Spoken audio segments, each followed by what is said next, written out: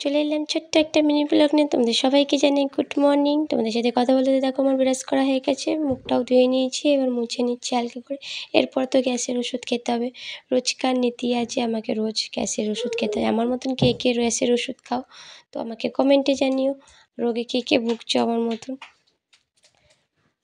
এই ওষুধটা আমি এবার খেয়ে নেবো। ওষুধ খাওয়ার পর দেখো এবার কি খাবো। রোজকার আমার ওই দুইটি এগুলো খেতেই হয় আমাকে, ধরা বাঁধা এগুলো। জল খাওয়া হয়ে গেলেই এবার আমাকে খেতে হবে কুলেখাড়া রস। আমার মতন কে কে কুলেখাড়া রস খাও। মিক্সিতে পেস্ট করা হয়ে গেছে, ওই রসটা দেখো বের করে। নিচে বসে আছে বলে ভালো করে গুলিয়ে নেওয়ার জন্য এরকম করে বারবার করে করা হচ্ছিল, যাতে নিচে না বসে থাকে, গাঢ়টা যাতে।